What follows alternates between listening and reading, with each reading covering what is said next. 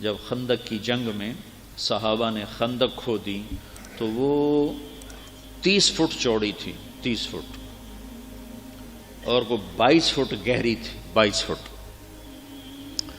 تو 10,000 کا لشکر تھا، کوئی اس کھائی کو پار کرنے کی ہمت نہیں کر سکا۔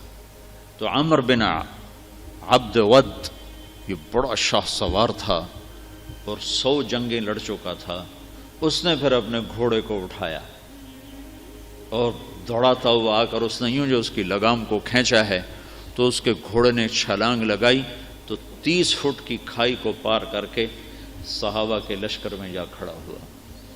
کہنے لگا حل من مبارز، ہے کسی کو مرنے کا شوق تو آ جاؤ۔ تو سارے دم بخود ہو کے چپ کر گئے سب۔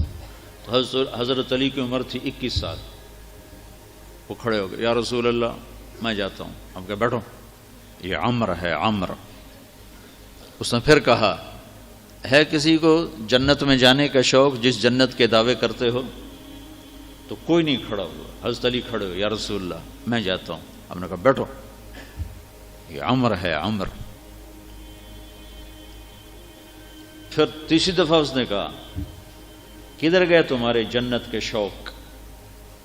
تو پھر حضرت علی کھڑے ہو کہا یا رسول اللہ مجھے بھیجیں۔ کہا یہ عمر ہے۔ کہا عمر ہے تو کیا ہے، مجھے بھیجیں تو صحیح۔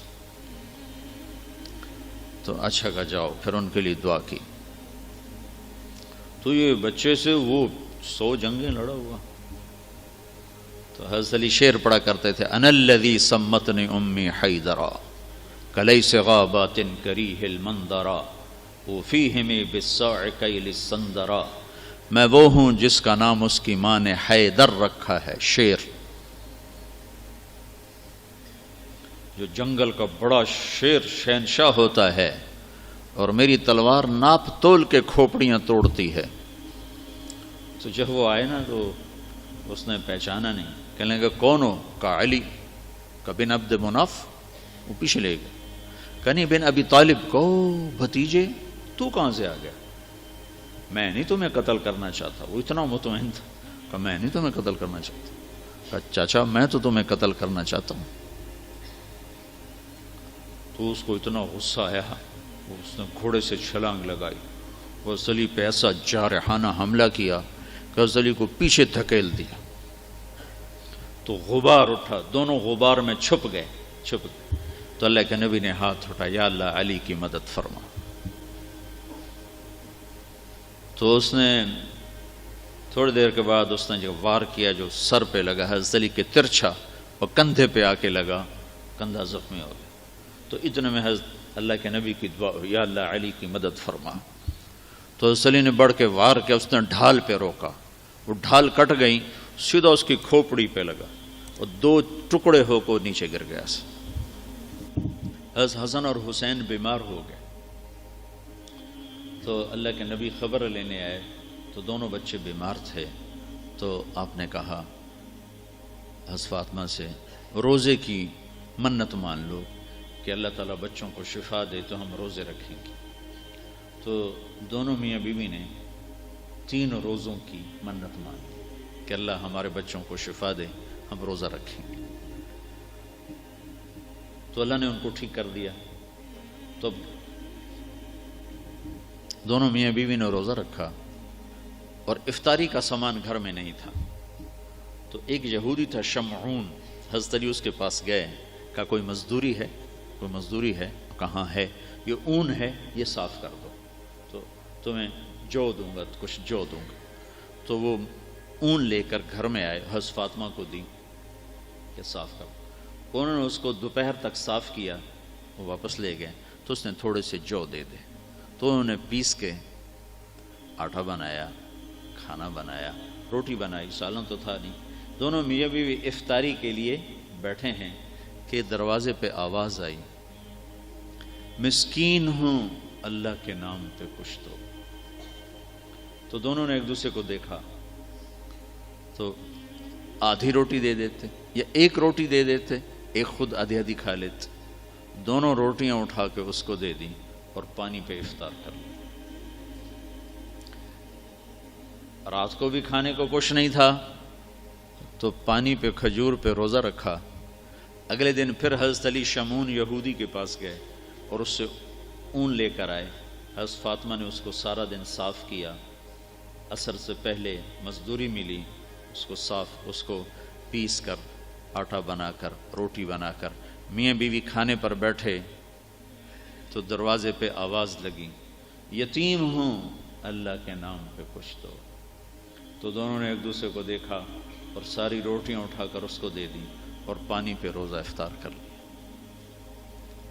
تیسرا دن آیا، پھر وہ مزدوری کر کے روٹی تیار کی اور افطاری پر بیٹھے تو دروازے پر آواز لگی، بدر کے قیدی اس دن آزاد ہوئے، بدر کے قیدی اس دن آزاد کیے گئے۔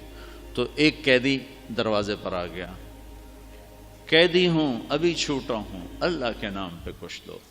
تو دونوں میاں بیوی نے دونوں روٹیاں اٹھا کر اس کو دی تھی۔ 3 دن کے فاقے نے حضرت فاطمہ کو بستر پر گرا دیا اور بیمار ہو گئی۔ تو اللہ کے نبی حال پوچھنے آئے تو ان کے سینے پہ سر رکھ کے رونے لگی بیماری کی شدت سے۔ تو ان آنسوؤں نے جو آسمان میں ہلچل مچائی، جبریل قرآن لے کر اترا، وَيُطْعِمُونَ الطَّعَامَ عَلَى حُبِّهِ مِسْكِينًا وَيَتِيمًا وَأَسِيرًا إِنَّمَا نُطْعِمُكُمْ لِوَجْهِ۔ پوری آپ کو سنو پیچھے سے، اللہ نے کیا عزت بخشی۔ پیٹ بھرنا تو جانور کا بھی کام ہے، پیٹ ہی بھرنا رہ جائے تو جانور انسان میں کیا فرق ہے۔ ان الابرار یشربون من کاس کان مزاجها کافورا عینا یشرب بها عباد اللہ یفجرونها تفجیرا۔ یہ میرے بندے ایک دن آنے والا ہے وہ پئیں گے جس کا انہیں تصور بھی نہیں، کافوری شراب پئیں گے۔ پھر اب ان کی تعریف، یوفون بالنذر، اپنی نظر کو پورا کرتے، وہ منت کا لفظ، اپنی نظر منت کو پورا کرتے ہیں۔ یوفون بالنذر ویخافون یوما کان شرہ مستطیرا، اور آخرت کے دن سے ڈرتے ہیں۔ اب ان کی یہ صفت ہے، ویطعمون الطعام علی حبہ مسکینا ویتیما واسیرا، یہ خود بھوکے ہوتے ہیں، علی حبہ، خود بھوکے ہوتے ہیں اور کھلاتے ہیں مسکینوں کو، یتیموں کو اور قیدیوں کو۔ اور پھر ان کی اخلاص کی اللہ نے گواہی دی، انما نطعمکم لوجہ اللہ لا نرید منکم جزاء ولا شکورا۔ اللہ ان کے اخلاص کا گواہ بن رہا ہے کہ یہ کہہ رہے ہیں کہ ہم صرف اللہ کو راضی کرنے کے لیے کھلا رہے ہیں، ہم کوئی آہ واہ نہیں چاہتے۔ انا نخاف من ربنا یوما عبوسا قمطریرا، ہمیں اس دن سے ڈر لگتا ہے جس دن، جو دن بڑا خوفناک ہیبتناک ہے۔ پھر اللہ نے آگے بشارت دی، فوقاہم اللہ شر ذلک اليوم ولقاہم نضرۃ وسرورا وجزاہم بما صبروا جنۃ وحریرا متکئین فیہا علی الارائک لا یرون فیہا شمسا ولا زمہریرا ودانیۃ علیہم ظلالها وذللت قطوفها تذلیلا۔ آگے تک یہ قرآن اترا کہ اللہ تعالیٰ کہ جبریل آگے پیغام لے کر کہ علی و فاطمہ کا یہ عمل ایسا پسند آیا ہے کہ عرشوں پر بھی دھوم مچ گئی ہے، اور یہ سورہ دہر کی آیات کو اتارا گیا کہ میرا رب ان کے اس عمل پر ایسا خوش ہوا ہے کہ خود کھانا خود جمع کرنا کون سی بڑی بات۔